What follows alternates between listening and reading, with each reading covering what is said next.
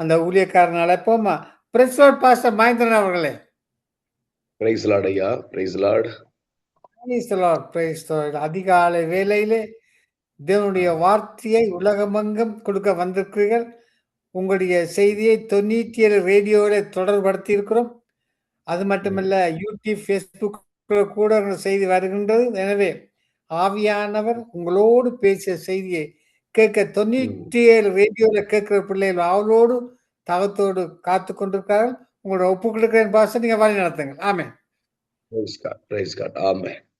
ஆண்டவரும் அருமை இரட்சகருமாகிய இயேசுவின் நாமத்தில் இந்த காலை வேளையில உங்கள் யாவருக்கும் வாழ்த்துக்களை தெரிவிக்கிறேன். நம்ம தொடர்ந்து கர்த்தருடைய வார்த்தை கேட்க ஒரு சின்ன ஜெபத்தோடு நம்ம ஆரம்பிக்கலாம்.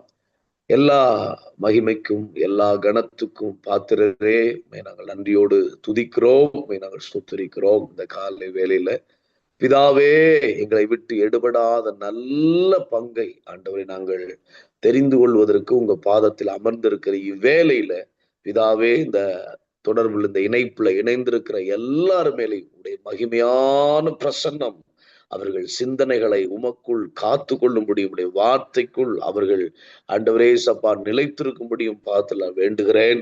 தொடர்ந்து எங்களோடு பேசும் இயேசு ரட்சகர் நாமத்தில் பிதாவே, ஆமென். இந்த இணைப்பில் இணைந்திருக்கிற உங்கள் யாவருக்காகவும் சேசனமாக அன்பு ஐயா மகேந்திரன் ஐயா அவர்களுக்காக நான் ஆண்டு துதிக்கிறேன். கர்த்தர் நல்லவர், கர்த்தருடைய நாமம் மகிமைப்படட்டும். சரி, குறித்த வேலைக்குள்ள தேவனுடைய வார்த்தை தியானிக்கும்படி ஆண்டவர் என் உள்ளத்துல வைத்த ஒரு வார்த்தை 1 சாமுவேலின் புஸ்தகம் 4ஆம் அதிகாரம் 22வது வசனம் நான் உங்களுக்காக வாசிக்கிறேன். 1 சாமுவேல் 4:22. தேவனுடைய பெட்டி பிடிபட்டு போனபடியினால் மகிமை இஸ்ரவேலை விட்டு விலகி போயிற்று என்றால். மறுபடியும் வாசிக்கிறேன். தேவனுடைய பெட்டி பிடிபட்டு போனபடியினால் மகிமை இஸ்ரவேலை விட்டு விலகி போயிற்று என்றால்.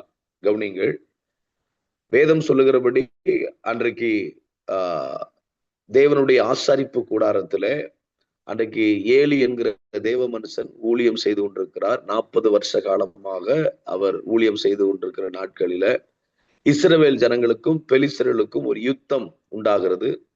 அந்த யுத்தத்துல அந்த யுத்தம் பெலிஸ்தர்கள் மேற்கொள்ள தொடங்குறாங்க.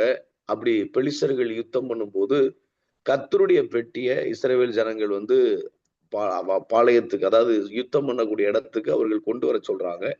அப்படி கொண்டு சொல்லும் போது பெட்டியை அந்த பெலிஸ்தர்கள் பிடித்து கொண்டு போய் விட்டார்கள் என்று வேதம் சொல்லுது. நான் உங்களுக்கு எல்லா இரக்கத்தோடு சொல்லுவேன், எப்பவுமே நம்முடைய தேவனாய் கர்த்தர் நமக்கு ஒரு யுத்தம் வர்றது, யுத்தமோ ஒரு பிரச்சனைகளோ ஒரு போராட்டங்களோ ஒரு நெருக்கடிகளோ இப்படி எந்த ஒரு காரியம் வருவதற்கு முன்பாகவே தேவன் நமக்கு பெட்டி என்கிற வசனத்தை நம் கையில் கொடுக்கிறார். நம்முடைய வாழ்க்கையில வசனம் என்பதுதான், ஏன்னா வசனம் தான் சத்துருவை மேற்கொள்ளுகிற பட்டயம்.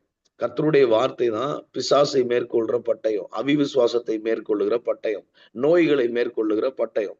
ஒரு நோய் வருவதற்கோ ஒரு பிரச்சனை வருவதற்கோ முன்பாகவே தேவன் நம்மிடத்துல ஒரு பெட்டியை கொடுக்கிறார். ஆனா விஷயம் என்னன்னா, பிசாசு, அதாவது இந்த உலகத்துல நமக்கு வரக்கூடிய போராட்டங்களோ நெருக்கடிகளோ ஏதோ ஒன்று அது என்ன செய்யுதுன்னு கேட்டீங்கன்னா, நம்ம வாழ்க்கையில அது நம்மளை பலவீனப்படுத்துறதுக்கு முன்பாக அது முதலாவது நம்மகிட்ட இருக்கிற வசனத்தை தான் அது சிறைபிடிக்கிறது. நான் மறுபடியும் சொல்லுகிறேன், இன்றைக்கு ஆண்டவர் சொல்ற ஒரு வார்த்தை, கர்த்தருடைய வார்த்தையை சிறைபிடிக்க விடாதீர்கள், கர்த்தருடைய வார்த்தையை சத்துரு திருடுவதற்கு விடாதீர்கள். கர்த்தருடைய வார்த்தையை இதோ சத்துரு நம் சிந்தை விட்டு மறக்க நாம விடக்கூடாது. அதாவது தேவன் நமக்கு வசனத்தை தர்றாரு, அந்த வசனத்தை அதை காப்பதும் ரொம்ப முக்கியம். அந்த வசனத்தை நமக்குள்ள ஆண்டவர் வசனம் தந்தாலும், ஏன்னா வேதம் சொல்ல ஆண்டவர் வசனம் தந்தார் அதை பிரசித்தப்படுத்துகிற கூட்டம் மிகுதி. அப்ப ஆண்டவர் தான் வசனம் தருகிறார், நம்மளோட அவர் பேசுகிறார், அவர் தம்முடைய வார்த்தையினால்தான் நம்மை அவர் சந்திக்கிறார், தம்முடைய வார்த்தையினால்தான் தம்மை அவர் நமக்கு வெளிப்படுத்துகிறார். ஏன்னா சாமுவேல் குட்டி பையனா இருக்கும் பொழுது வேதம் சொல்லுகிறது, கர்த்தர் சாமுவேலுக்கு தன் வார்த்தையினால் தன்னை வெளிப்படுத்தினார்னு சொல்லப்பட்டிருக்கு. அப்போ கர்த்தருடைய வசனத்தின் மூலியமாக தான் தேவன் அவரை நமக்கு வெளிப்படுத்துறாரு. அந்த வசனத்தின் மூலியமாக தான் தேவன் இந்த உலகத்துல நமக்கு பாதுகாப்பு வைத்திருக்கிறார். ஆனா பிசாசனுடைய ஒரு பெரிய தந்திரம்னா, நம்ம வாழ்க்கையில் நடக்கிற பிரச்சனை வழியாக, போராட்டங்கள் வழியாக ஆண்டவர் கொடுத்த வசனத்தை நம்மிடமிருந்து திருடி விடுவதற்கு, இல்லென்றால் நம்மை மறக்க பண்ணுவதற்கு, இல்லைன்னா அந்த வசனத்தை நாம யோசிக்க விடாமல் செய்யறதுதான் பிசாசனுடைய ஒரு பெரிய தந்திரம். ஏன்னு கேட்டீங்கன்னா, கேள்வினாலே விசுவாசம் வரும். கேள்வி தேவனுடைய வார்த்தையினாலதான் விசுவாசம். அப்போ அந்த வார்த்தை தேவனுடைய வசனத்தை நம்ம எந்த அளவுக்கு காதுல கேட்கிறோமோ, எந்த அளவுக்கு அந்த வசனத்தை நம்ம வாசிக்கிறோமோ, தியானிக்கிறோமோ, அந்த அளவுக்கு தான் நம்முடைய வாழ்க்கையில விசுவாசம் பெருகும். விசுவாசத்தினாலே நாம் உலகத்தை ஜெயிக்க முடியும். விசுவாசிக்கிறவனுக்கு எல்லாம் கூடும். அப்ப இந்த விசுவாசம் எங்க இருக்குன்னா கர்த்தருடைய வார்த்தையினாலதான் இருக்குது. ஆனா சத்துரு என்ன பண்றான்? வசனத்தை எப்படியாவது பிடிச்சிடணும். வசனத்தை திருடிட்டோம்னா, இப்போ வசனத்தை மட்டும் நம்ம வாழ்க்கையில இருந்து எடுத்துட்டாங்கன்னா நம்மகிட்ட இருக்க விசுவாசம் போயிடும். அப்போ இந்த வசனத்தை நாம சிறைபிடிக்க விடக்கூடாது. அந்த வசனத்தை நம்ம பாருங்க, வசனத்தை காப்பதுன்னா அந்த வசனத்தை விசுவாசிக்கிறோம், அந்த வசனத்துக்கு கீழ்ப்படுகிறோம், அந்த வசனத்தை குறிச்சு சந்தோஷப்படணும், அந்த வசனத்தை நம்ம யோசிச்சுட்டு இருக்கணும், தியானிக்கணும், அந்த வசனத்தை நம்ம என்ன செய்யணும்? அறிக்கையிடணும், பிறருக்கு சொல்லணும். இதெல்லாம் அந்த வசனத்தை காப்பதற்கு, அந்த வசனத்தை நமக்குள்ளேயே எப்பவுமே நிலைநிறுத்துவதற்கு நாம செய்யக்கூடிய வழிமுறைகள். இப்போ வசனத்தினுடைய ஒரு தாற்பயம் என்ன? இன்னைக்கு காலையில கர்த்தர் என்ன வார்த்தையை உங்களோட பேச விரும்புறாருன்னா, கவனிங்க, கர்த்தருடைய வார்த்தை ஏதேன் தோட்டத்துல சர்ப்பம் ஒருத்தன் இருக்கிறான். அந்த தோட்டத்துல ஒரு மனுஷன், அதாவது ஆதாமையும் ஏவாளையும் தேவன் வைக்கும்போது ஆண்டவர் அங்க இவங்களுக்கு இந்த இந்த இந்த கனியை நீங்கள் புசிக்கும்னாலே சாகவே சாவீர்கள், இந்த கனியை நீங்க புசிக்க வேண்டாம் அப்படின்னு ஆண்டவர் ஏற்கனவே ஒரு வசனத்தை கொடுத்திருக்கிறார். இந்த வசனத்தை ஏன் ஆண்டவர் கொடுத்தார் அப்படின்னா, அங்க ஒரு சர்ப்பம் இருக்கிறான், அதாவது இவர்களுக்கு ஒரு எதிரி இருக்கிறான், ஒரு நம்முடைய வாழ்க்கையில நம்மளை வீழ்த்துவதற்கு, சந்தோஷமான வாழ்க்கையை தடை செய்வதற்கு, நம்முடைய சமாதானத்தை எடுத்து போட்டதுக்கு, நம்மளை பலவீனப்படுத்துறதுக்கு இந்த உலகத்துல, இந்த பிரபஞ்சத்துல ஒரு அசுத்த சக்தி இருக்கு. எந்த மனுஷனையுமே நிம்மதியாக வாழ விடாதபடி, தேவனோடு இருக்கிற உறவுல வாழ விடாதபடி தடை செய்யக்கூடிய சத்துருக்கள் இந்த பூமியில இருக்கு. பிரபஞ்சத்தின் ஆவி இருக்கு. ஏன்னா உலகம் பொல்லாங்கனுக்குள் கிடக்குதுன்னு பைபிள் சொல்லுது. அப்ப ஆண்டவர் சொல்றாரு, ஒரு பொல்லாங்கன் ஒருத்தன் இருக்கிறான், அந்த பொல்லாங்கன் இருந்து உன்னை நான் காப்பதற்கு, அந்த பொல்லாங்கன் உன்கிட்ட வர்றதுக்கு முன்னாடியே அவன்கிட்ட இருந்து உங்களை காப்பதற்கு நான் ஒரு வசனத்தை கொடுக்குறேன். அந்த வசனம் தான் ஏதேன் தோட்டத்துல ஆண்டவர் சொல்றாரு, இந்த கனியை நீங்க புசிக்க வேண்டாம். இந்த கனியை நீ புசிக்காத வர பொல்லாங்க உனக்குள்ள வர முடியாது. இந்த கனி நீ தொடாத வர பொல்லாங்க உனக்குள்ள வர முடியாது. அப்பனா வார்த்தை பொல்லாங்கன் வருவதற்கு முன்பாகவே அந்த பொல்லாங்கனை ஜெயிக்கக்கூடிய பட்டயமாக தேவனால் ஆதாமுக்கும் ஏவாளுக்கும் கொடுக்கப்பட்டிருந்தது. அதே போலதான் ஆண்டவர் கானான் தேசத்துக்குள்ள 31 ராஜாக்கள் இருக்கிறாங்க, 7 வகையான ஜாதிகள் இருக்கிறாங்க. ஏனோக்கின் புத்திரர்கள், அதாவது அவர்கள் கானான் தேசத்துக்கு போறதுக்கு முன்னாடியே அங்க கானான் தேசத்துக்குரிய ராட்சதர்களையும் 31 ராஜாக்களையும் ஜெயிக்கிறதுக்கு ஆண்டவர் வனாந்தரத்திலேயே கர்த்தருடைய பெட்டியை கொடுத்துட்டார்.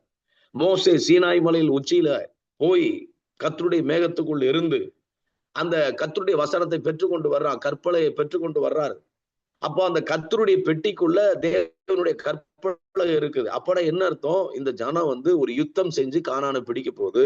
இந்த ஜனம் ஒரு யுத்த சந்ததி. இந்த உலகத்துல இந்த பிரபஞ்சத்தின் தேவன் இருக்கிறான், அவன் தான் கானான் தேசம் என்பது தேவன் வாக்குத்தத்தம் உள்ள சந்ததிக்கு, இஸ்ரவேல் ஜனங்களுக்கு வைத்த ஆசீர்வாதமான தேசம். உங்க வாழ்க்கையில தேவன் அநேக நன்மையில வைத்திருக்கிறார். பாலும் தேனும் ஓடுகிற தேசம்.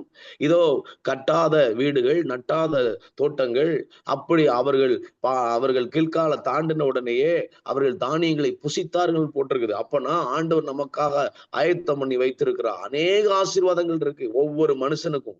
ஆனா அந்த ஆசீர்வாதத்தை எல்லாம் அந்த 7 வகையான ஜாதிகள் 31 ராஜாக்களுக்குள்ள இருக்குது. அவனை யுத்தம் பண்ணணும். இந்த உலகத்துல பிரபஞ்சத்தின் ஆவிய, இந்த சத்துருக்கள், அந்த மாம்சத்தை நம்ம யுத்தம் பண்ணாதான் தேவன் நமக்கு வைத்திருக்கிற ஆசீர்வாதத்தை அனுபவிக்க முடியும்.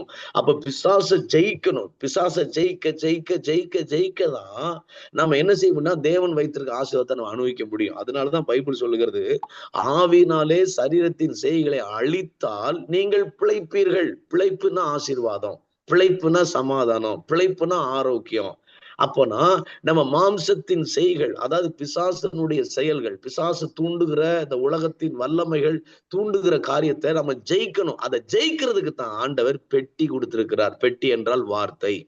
நான் அதை மையப்படுத்துறேன். பெட்டி என்றால் வசனம். அப்ப இந்த உலகத்துல நாம நமக்கான ஆசீர்வாதத்தை பெற்றுக்கொள்ளணும்னா அதுக்கு நடுவுல இந்த உலகத்தின் சத்துரு என்கிற மாம்சம் என்கிற இந்த கிரிகளை ஜெயிக்கணும். ஆனா அந்த ஜெயிக்கிறதுக்கு ஆண்டவர் ஏற்கனவே வசனத்தை கொடுத்திருக்கிறார். ஆனா சத்துருடைய பெரிய தந்திரம் என்ன? அவனை ஜெயிக்கக்கூடிய வசனத்தை நம்மகிட்ட இருந்து பிடிங்கிறதுதான் அவனுடைய வேலை. அவன் எப்படியாவது அந்த வசனத்தை சிறை பிடிச்சிருப்பான். பாருங்க, இஸ்ரவேல் ஜனங்கள் யுத்தத்துக்கு போறாங்க பெலிஸ்தர் கூட. அந்த ஜனங்களை சிறை பிடிக்கல, ஆனா பெட்டியை சிறை பிடிச்சிட்டான் பாருங்க. பெட்டி, கர்த்தருடைய பெட்டியை கொண்டு போயிட்டான். தாகோன் அண்டை கொண்டு போயிட்டான். உங்களுக்கு தெரியும், கர்த்தருடைய பெட்டி அவங்க பிடிச்சிட்டு போய் தாகோன் கோவில்ல வைக்கிறாங்க. அங்க நடந்த பல பிரச்சனைகள், அந்த பெட்டி அவங்களுக்கு பயங்கரமான காரியங்களை, அந்த இடத்துல மூல வியாதியை கொண்டு வருது, நிறைய காரியம் உண்டு. அது அடுத்த கட்டம். ஆனா இஸ்ரவேல் ஜனங்களுக்கு எது ஆதாரம்? ஒரு ஆவிக்குரியவனுக்கு எது ஆதாரம்?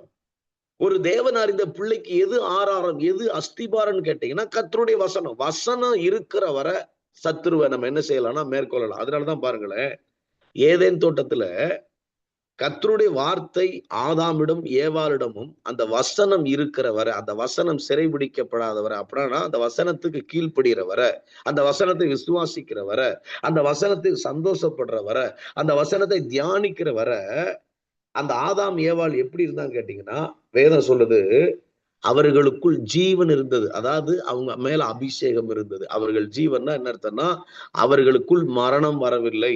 கர்த்தர் சொன்னார் இல்லையா, நீங்கள் சாகவே சாவீர்கள் அப்படின்னா, அப்ப ஏற்கனவே அவர் உயிர் உள்ளவர்கள். இந்த வசனத்துக்கு அவங்க அந்த வசனம் அவங்களுக்குள்ள இருக்கிற வர, சத்துரு திருடாத வர, அவர்களை சத்துரு மேற்கொள்ளாத வர, அவங்க அபிஷேகத்துக்குள் இருந்தாங்க, உயிர் உள்ளவங்களா இருந்தாங்க. அது மட்டுமல்ல, அவங்க ஏதேன் தோட்டத்துல இருந்தாங்க. ஏதேன்ல சகல விருட்சத்தின் கனி இருந்தது. ஏதேனில் பாத்தீங்கன்னா அவங்க அந்த தோட்டத்துக்குள்ள தேவன் வைத்த அத்தனை கனியில புசிக்கலாம். அப்படின்னா ஆசீர்வாதமா இருந்திருக்கிறாங்க. அந்த வசனம் சிறைபிடிக்கப்படாதவரை, சத்துருவினால் திருடப்படாதவரை ஆசீர்வாதமா இருந்திருக்கிறாங்க. அது மட்டும் இல்ல, நீங்க பாத்தீங்கன்னா ஏதேன் வாழ்க்கை, ஏதேன்ல அவங்களுக்கு எந்த விதத்திலையும் கஷ்டங்களோ நெருக்கங்களோ, பாருங்க, பூமிக்கு வரும்போது வியர்வை இருக்குது, பூமிக்கு வரும்போது அவங்க களை இருக்குது, பூமிக்கு வரும்போது அவர்களுக்கு முள்ளும் குறுக்கும் முளைக்கிறது. ஆனா ஏதேன் தோட்டத்துல களைகள் இல்லை. ஏதேன் தோட்டத்துல சந்தோஷம், சமாதானம் இருக்கிறது. வார்த்தைக்குள்ள இருக்கிற வர, கர்த்தருடைய வசனம் சிறைபிடிக்கப்படாத வர அவர்கள் எங்க இருக்கிறாங்கன்னா சந்தோஷம் நிறைந்த ஒரு அட்மாஸ்பியர்ல இருக்கிறாங்க. அது மட்டும் இல்ல, ஆரோக்கியம் இருந்தது. அங்க நோய் இல்ல, மரணம் இல்ல, எந்த விதத்திலையும் அவர்களுக்கு ஒரு பலவீனப்படுறதுக்கு வாய்ப்பு இல்லை. எங்க இருக்கும்போது? ஏதேன் தோட்டத்துல இருக்கும்போது. ஏதேன் தோட்டத்துல ஏன் இருந்தாங்க? வசனத்தின்படி அவர்கள் வசனத்தை காத்து கொண்டிருந்தார்கள். வசனம் சிறைபிடிக்கப்படவில்லை. அவர்களுக்குள் தேவன் என்ன வார்த்தை கொடுத்தா அந்த வார்த்தைக்கு அவங்க உட்பட்டு கீழ்ப்படிஞ்சு அந்த வார்த்தையில சந்தோஷப்பட்டதுனால அவங்க ஏதேன்லயே இருக்கிறாங்க. அதனால அவங்களுக்கு அபிஷேகம், ஜீவன் இருந்தது, அவர்களுக்குள்ள ஆசீர்வாதம் இருந்தது, அவர்களுக்கு சந்தோஷம் இருந்தது, ஆரோக்கியம் இருந்தது.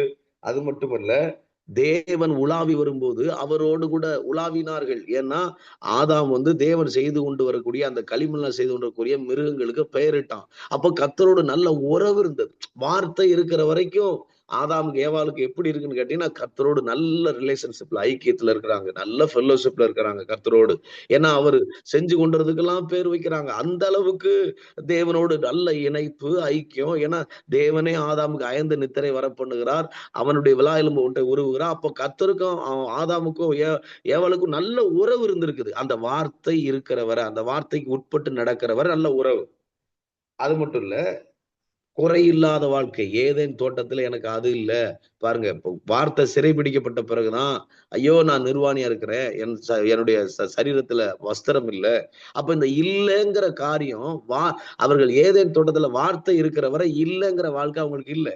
அப்போ வார்த்தை சிறைபிடி போகும்போதுதான் அவங்களுக்கு இல்ல இல்ல, எனக்கு அது இல்ல, எனக்கு இந்த பிரச்சனை, எனக்கு அந்த பிரச்சனைன்னு சொல்ற நிலைமை எப்போ வந்துச்சுன்னா, அவர்கள் ஏதேன் தோட்டத்துல தேவன் கொடுத்த வார்த்தைய சத்துரு சிறைபிடிக்கிறதுக்கு அவங்க இடம் கொடுத்ததுனாலதான் எங்களுக்கு நிர்வாணிங்கிற நிலைமை இருந்தா. ஆனா அதுக்கு முன்னாடி அவங்க நிர்வாணமா இருந்தாலும், ஒரு நாள் கூட எனக்கு ட்ரெஸ் வேணும், எனக்கு சாப்பாடு வேணும், எனக்கு அது வேணும் அவங்க சொல்லல. ஏன்னா அந்த வார்த்தைக்குள்ள இருக்கிறார்கள்.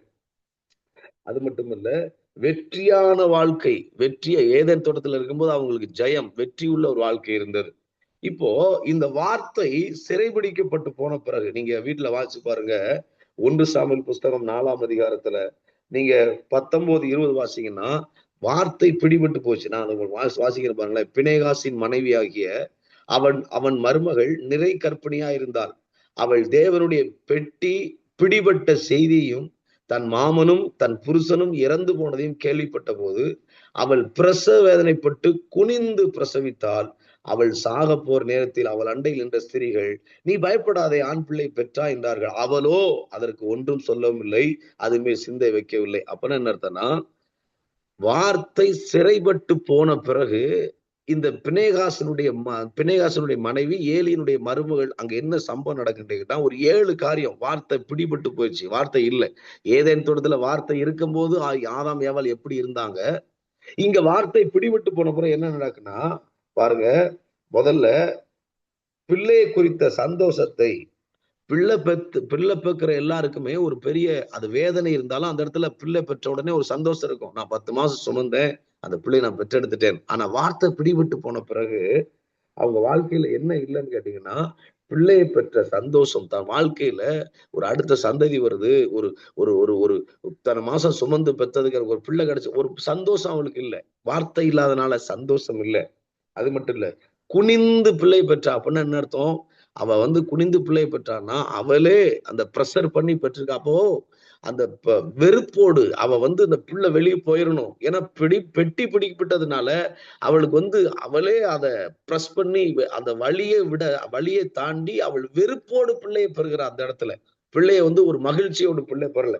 அது மட்டும் இல்ல, நீங்க பாத்தீங்கன்னா அங்க ஆசாரியனுக்கு ஒரு ஆண் பிள்ளை பிறந்ததுன்னா அது வேதத்தின்படி வாக்குத்தத்த சந்ததி, அடுத்த தலைமுறை தேவனுடைய ஊழியத்தை செய்வதற்கு கிடைத்து விட்டது என்கிற ஒரு பெரிய ஒரு ஒரு ஒரு சந்தோஷம், ஒரு நம்பிக்கை.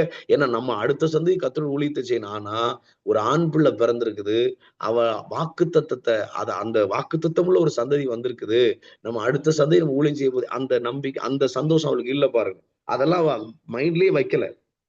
அப்போ பிள்ளை பிள்ளை அதாவது பிறர் சொல்றாங்க நீ ஒரு ஆண் பிள்ளை பெற்ற, ஆனா அவளோ அதை மனசுல வைக்கல. அப்ப என்னன்னா பிறர் சொல்ற என்கரேஜ், பிறர் சொல்ற ஆறுதல் அவள் உள்ளத்துல ஏறல. ஏன்னா வார்த்தை பிடிபட்டுருச்சு, வசனம் பிடிபட்டுருச்சுன்னா என்ன பிறர் ஆலோசனை சொன்னாலும் மைண்ட்ல என்ன செய்யாது, பிறர் நம்மளை என்கரேஜ் பண்ணாலும், பிறர் நமக்கு நீ தைரியமா சொன்னாலும் அந்த வார்த்தை உள்ள இருக்கிற வரைக்கும் தான் என்ன செய்யும் அப்படின்னா நமக்கு அந்த நம்ம வாழ்க்கையில பிறர் சொல்ற ஆலோசனை கூட அந்த இடத்துல அந்த வசனம் உள்ள இருக்கிற வரை அதை நம்ம ஏற்றுக்கொள்வோம். அந்த வசனத்தின்படி நம்ம நடக்கிற வரை பிறர் சொல்ற காரியம் நமக்கு புரியும்.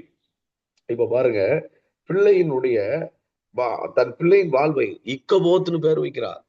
வசனம் பிடிபட்ட பிறகு இக்கபோத்துனா சாபம். அப்போ தன் பிள்ளையினுடைய வாழ்க்கைய சாபத்துக்கு ஒப்பு கொடுக்கிறார். எதிர்காலமே இவளுக்கு சாபமா மாறுற மாதிரி இருக்குது. ஏன்னா வசனம் பிடிபட்டு போச்சு. இப்போ விலகி போயிட்டு அப்படின்னா, மகிமை விலகி போயிட்டுன்னா நல்லா புரிஞ்சு கொள்ளுங்க, அந்த இடத்துல அனைத்தையும் இழந்தது போல உணர்ந்தா.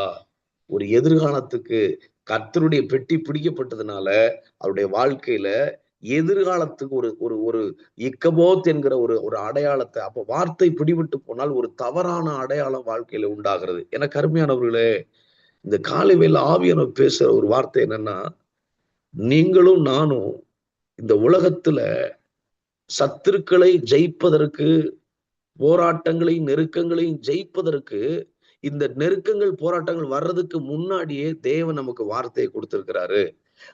கர்த்தருடைய வசனத்தை நம்ம கையில கொடுத்திருக்கிறாரு. இஸ்ரவேல் ஜனங்கள் கானானுக்குள்ள போறதுக்கு முன்னாடியே பெட்டி ஏன் கொடுத்தாரு? இவங்க யுத்தம் பண்ணி அந்த கானானியர்களை ஜெயிக்கணும். பெட்டி முன்னாடியே கொடுக்கப்பட்டிருக்கு.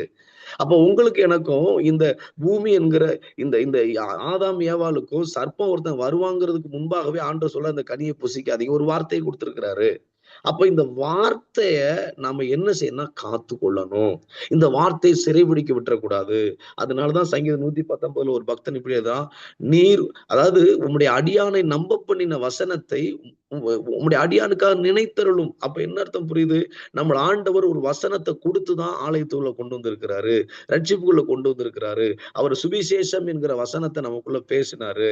அப்போ அந்த வசனம் தான் நம்மள என்ன பண்ணுச்சு அப்படின்னா, நம்மள அந்த ஏதேன் தோட்டத்துல தேவனோடு இருக்க உறவை காத்து கொண்டு வருது. இந்த வார்த்தைய சத்துரு நம்மகிட்ட இருந்து பிடுங்கிறதுக்கு, நம்மகிட்ட இருந்து அந்த வார்த்தையை மறக்க பண்ணுவதற்கு அவன் பிரச்சனை வழியாக, ஏதோ ஒரு நெருக்கடி வழியாக அவன் நமக்குள்ள வசனத்தை திருட முயற்சி முயற்சி பண்றான். ஆனா அந்த பிரச்சனைய ஜெயிக்கிறதுக்கு தான் வார்த்தை கர்த்தர் கொடுத்திருக்கிறாரு. ஆனா பிரச்சனை வரும்போது அந்த வார்த்தையை திருட பிசாசு முயற்சி பண்றான். இப்போ நம்மளுடைய வேலை என்னன்னா, பிசாசை, அதாவது வசனத்தை நாம் சிறைபிடிக்க விடாமல் காத்து கொள்ள வேண்டும். நான் முதல்ல சொன்னேன், வசனம் ஆதாம் ஏவாள் கூட இருக்கும்போது அவங்க எப்படி இருந்தாங்க. 2வது சொன்னேன், வசனம் பிடிபட்டு போன போது பிணைகாசனுடைய மனைவி, அங்க அந்த வசனம் பிடிபட்டு போன போது பிணைகாசி மனைவி எப்படி அந்த பிள்ளை பெற்றெடுக்கிறார். இப்போ இந்த வசனத்தை நாம காத்து கொள்ள வேண்டும் என்றால், இந்த வசனத்தை சத்துரு நம்மகிட்ட இருந்து திருட விடாதபடி, இந்த வசனம்னா என்ன? கர்த்தர் நம்மகிட்ட பேசின வார்த்தைகள், அது நமக்குள்ள ஆண்டவர் சொன்ன அந்த விசுவாசத்தை தூண்டின, ஆண்டவர் மேல நம்பிக்கை வைத்தோம், ஆண்டவர் மேல அவரோடு கூட உறவுல இருந்தோம். இந்த உறவை தந்ததும், இந்த நம்பிக்கையை தந்ததும், இந்த விசுவாசம் தந்ததும் கர்த்தருடைய வார்த்தை.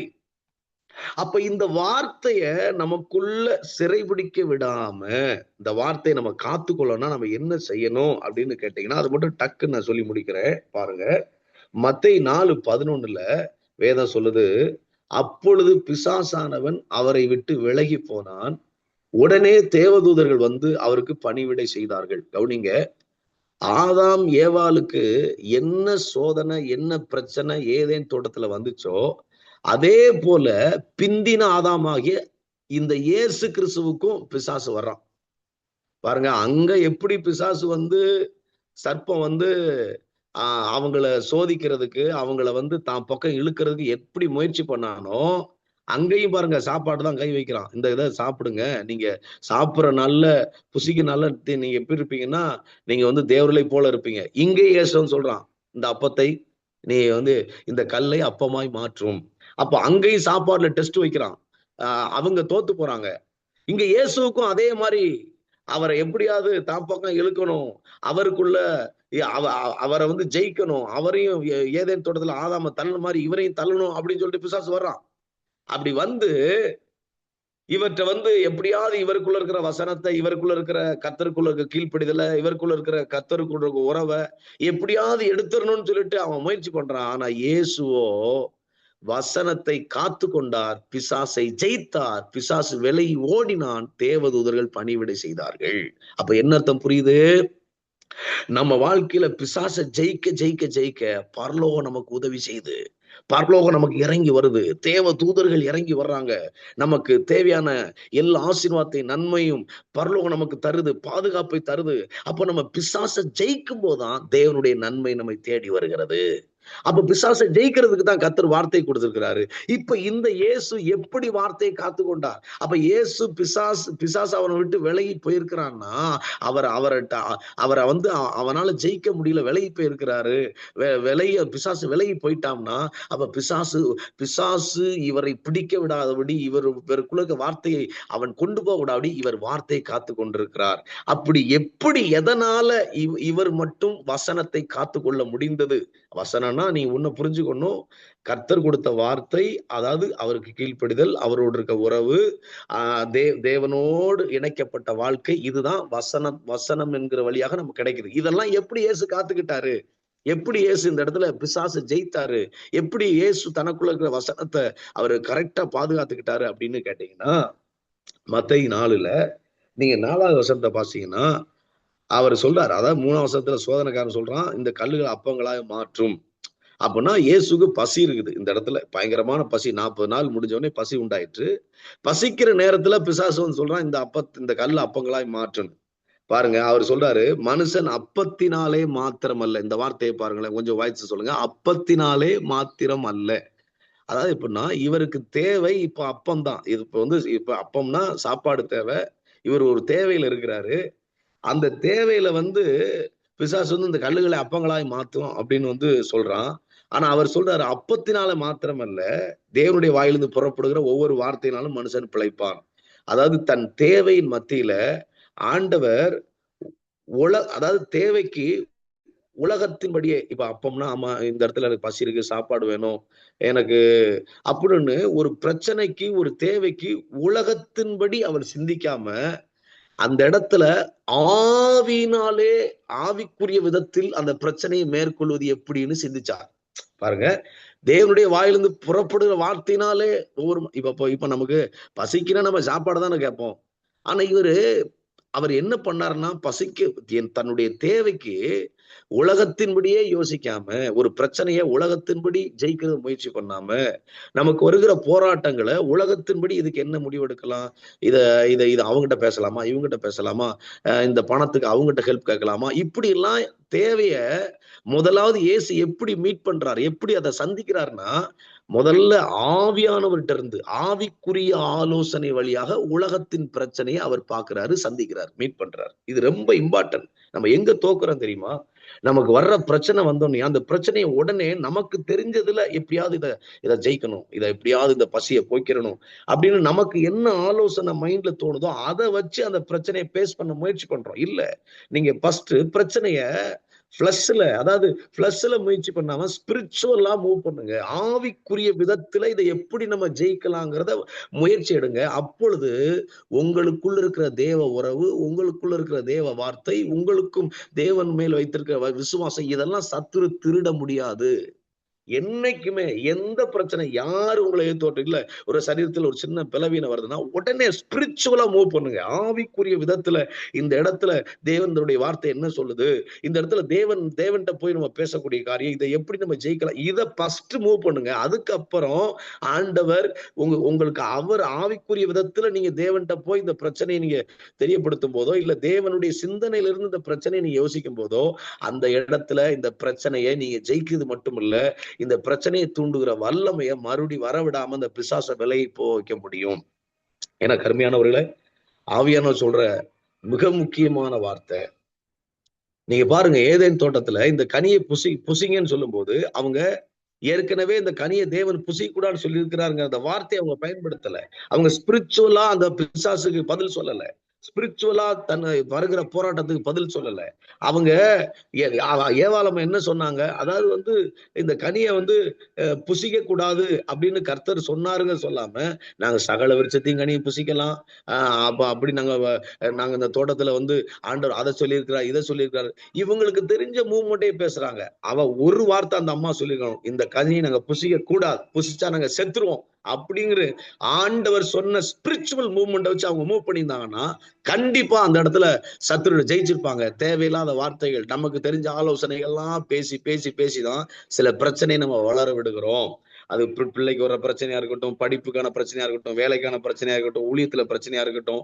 ஏன்னா நமக்கு ஒரு பிரச்சனை வரும்போது நம்ம அந்த இடத்துல என்ன பண்ணலாம், இதை எப்படி தப்பிக்கலாம் அப்படின்னே நம்ம யோசிக்கிறோம். இல்ல, நீங்க ஆவியானவருடைய ஆலோசனையில நீங்க என்ன செய்யணும், அதை நீங்க ஜெயிக்க முயற்சி பண்ணுங்க அப்படின்னு ஆண்டவர் சொல்றார். கர்த்தர் நல்லவர். பாருங்க, அப்படி அவர் பண்ணதுனால நீங்க மத்தேயு 4 பாருங்க, அவர் மேல ஒரு தேவ பலன் இருந்துச்சு. அம்மா தேவன் அசைவாடினார். ரெண்டாவது, அவருக்குள் இருக்கும் வார்த்தைக்கு உயிர் உண்டாயிட்டு. அவருக்குள்ள ஏற்கனவே வார்த்தை இருக்கு. அப்பத்தினா தேவனுடைய வாழ்ந்து புறப்படுற ஒவ்வொரு வார்த்தையை மனுஷன் பிழைப்பான். அப்போ என்ன புரியுதுன்னா, நீங்க முதல்ல பிளஷ்ல யோசிக்காம ஆவில யோசிங்க, வார்த்தையை சிறைபிடிக்க விட மாட்டீர்கள். நான் 2 வேகமா சொல்றேன். அதே மத்தேயு 4 தேவனுடைய வாயிலிருந்து புறப்படுகிற ஒவ்வொரு வார்த்தையினாலும் மனுஷன் பிழைப்பான்னு இயேசு சொல்றார். அப்ப என்ன அர்த்தம் புரியுதுன்னா, 2 நீங்க எப்போ ஒண்ணு புரிஞ்சு கொள்ளுங்க. அந்த இடத்துல அவர் சொல்ற மத்தேயு 4 பாருங்க, வேதம் சொல்லுது, அவருக்கு அந்த பசியின் நேரத்துல அப்பம் சாப்பிடணும், ஆனா தேவனுடைய வார்த்தையை கையில் எடுத்த உடனேயும் அவருக்கு பசி இல்லை. மறுபடியும் சொல்ற மாதிரி அவருக்கு பசி இல்லை. அப்ப என்ன அர்த்தம் புரியுது, ஒன்று அவர் ஆவியில சிந்தித்தார், 2வது தனக்குள் இருக்கும் வார்த்தையை பயன்படுத்தினார். ரொம்ப இம்பார்ட்டன்ட். ஒன்று, ஒரு பிரச்சனையை பேஸ் பண்ணும்போது, உங்களுக்கு போராட்டம் வரும்போது ஆவியிலிருந்து யோசிக்க தொடங்குங்க. 2வது, உங்களுக்குள் இருக்கும் தேவன் கொடுத்த வார்த்தை, வசனம். இந்த பிரச்சனைக்கு பயம் வருதா, பயப்படுகிற நாளில் உம்மை நம்புவேன், பயப்படாதே, கர்த்தர் நீ போகும் இடமெல்லாம் உன் தேவனா கர்த்தர் உன்னோடு இருக்கிறார், திகையாதே, நான் உன் தேவன். அப்போ உங்களுக்குள்ள இருக்கிற வார்த்தைய நீங்க யோசிக்க தொடங்க, உங்களுக்குள்ள வார்த்தையை பயன்படுத்துங்க. அப்பொழுது என்ன செய்யணும், உங்க சரீரத்துல உங்க வாழ்க்கையில இருக்க பிரச்சனை, அந்த பிரச்சனைய இப்ப இவருக்கு தேவை பசி, ஆனா இந்த இடத்துல என்னது, அவர் அந்த இடத்துல அந்த அப்பத்தை சாப்பிட, அந்த கல்ல அப்பம் மாத்தணுங்கிற மூமெண்ட் இல்லாம அந்த இடத்துல அவர் பசி அடக்குறாரு பாருங்க. அப்ப என்னன்னா, பிரச்சனையை உங்களால அடக்க முடியும். போராட்டத்தை உங்களால அடக்க முடியும். அந்த இடத்துல நெருக்கடிக்கு நீங்க பயப்பட மாட்டீங்க, தடுமாற மாட்டீங்க. ஐயோ விழுந்துருவனோ, ஐயோ இந்த தேவையினால எனக்கு பிரச்சனை வந்துருமோ அப்படின்னு நீங்க எந்த விதத்திலும் தடுமாற மாட்டீங்க. அவர் பசியை அடக்கினார். ஏன்னு கேட்டீங்கன்னா, ஒண்ணு ஆவியில யோசித்தார், இரண்டாவது தனக்குள் இருக்கும் வார்த்தையை பயன்படுத்தினார். தேவனுடைய வாயிலிருந்து புறப்படுற ஒவ்வொரு வார்த்தையினால் மனுஷன் பிழைப்பான வார்த்தையை பயன்படுத்தினார் பாருங்க. அதனால அவரால் பசியை அடக்க முடிஞ்சது. அப்போ நல்லா பாருங்க, அந்த அந்த அந்த அடுத்து மூணாவது கருத்தை நான் சொல்றேன். மத்தேயு 4, 5, 6, 7ல நீங்க பாத்தீங்கன்னா ரொம்ப இம்பார்ட்டன்ட். 4, 5, 6, 7ல அது வாசிக்க எனக்கு சமயம் இல்லை, நான் டக்குன்னு சொல்லி முடிக்கிறேன் ஆவியானவரே. அதாவது நீங்க பாத்தீங்கன்னா, நீர் தேவனுடைய குமாரனே ஆனால் தாழ குதியும், ஏனெனில் தம்முடைய தூதர்களுக்கு உம்மை குறித்து கட்டளையிடுவார், உமது பாதம் கல்லில் இடாதபடிக்கு அவர்கள் உம்மை கைகளில் ஏந்தி கொண்டு போவார்கள் என்பதா எழுதியிருக்கிறது. இது இது ரொம்ப முக்கியமான ஒரு சத்தியம். Hello, praise lord. Sorry, hello, praise lord. தொடருங்க பாஸ்டர் நைல்ஸ், உங்க மைக் ஆஃப் பண்ணுங்க. Pastor Niles, please turn off your mic. Okay pastor, தொடருங்க. இந்த வர என்னுடைய சவுண்ட் கேக்குதா? ஆமா ஆமா, தொடருங்க. பாருங்க பாருங்க, மத்தேயு, அதாவது ரொம்ப இம்பார்ட்டன்ட். இன்னைக்கு நம்ம எங்க தோக்குறோம், இது ரொம்ப கவனிக்கணும்.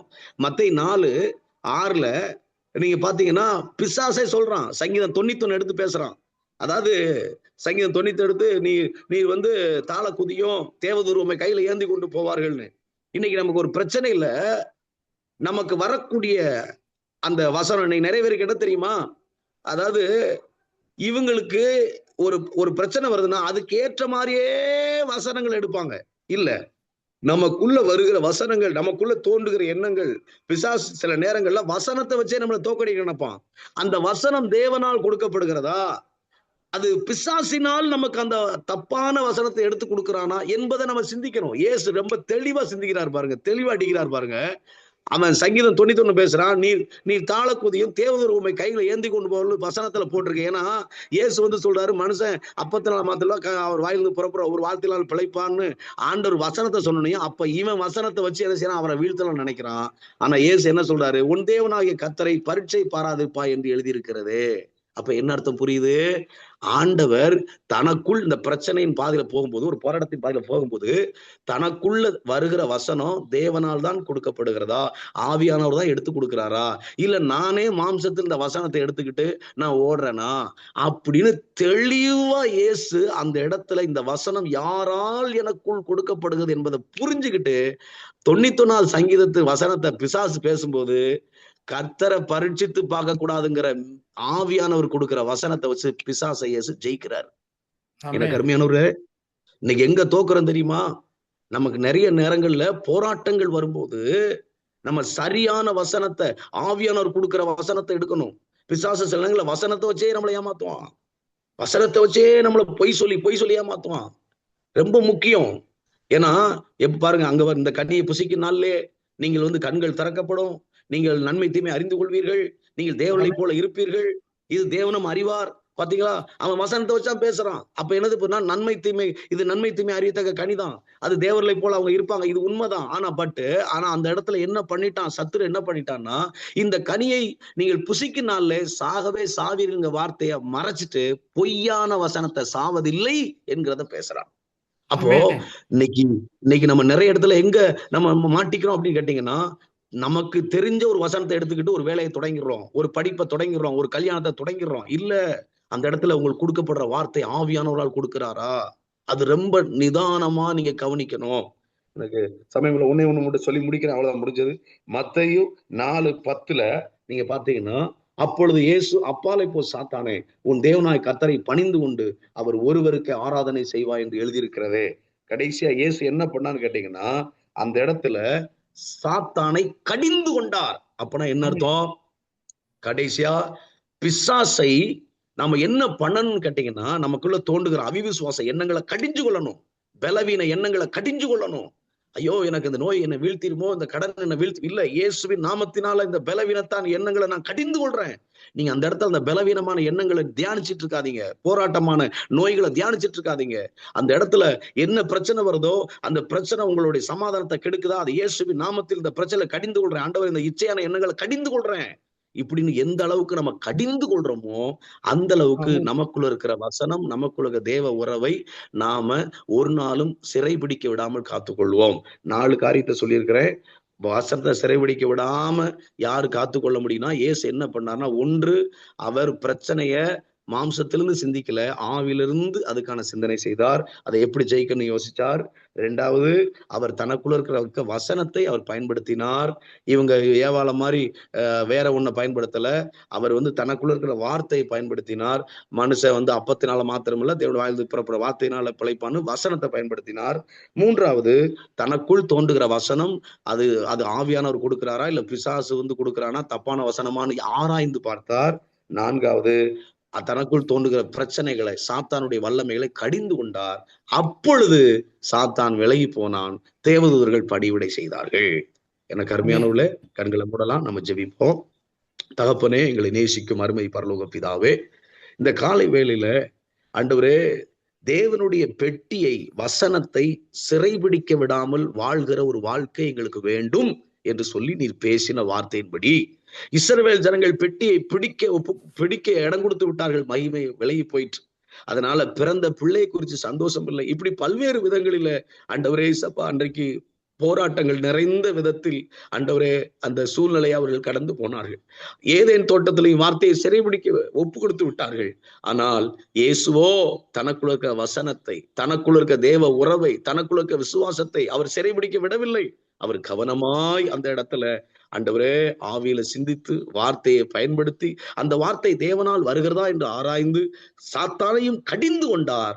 அப்பொழுது அவர் பிசாசை துரத்தி அந்த இடத்தில் பரலோகத்தின் பணிவிடைகளை, நன்மைகளை பெற்றுக்கொள்ள ஆரம்பித்தார். பிதாவே, இந்த லைன்ல இணைந்திருக்கிற எல்லாரையும் ஆண்டவரே, இவர்களுக்குள் இருக்கிற விசுவாசம் என்கிற, நம்பிக்கை என்கிற, தேவ உறவு என்கிற அதை கொடுக்கிற வசனத்தை ஒரு நாள் இவங்க ஆண்டவரே இழந்து போகாதபடி அந்த வசனத்துல வாழ அவங்களுக்கு உதவி செய்யுங்கப்பா. அதற்கு இயேசு என்ன செய்தாரோ அதை அவர்கள் கவனமாய் செய்வதற்கு அவர்களுக்கு உதவி செய்யுங்க சுவாமி. மகிமையெல்லாம் உமக்கு இயேசு ரட்சகர் நாமத்தில் ஜெபிக்கிறோம் பிதாவே. ஆமென். God bless you. ஆமென். ஆமென். நன்றி பாஸ்டர். இன்றைய நாளிலே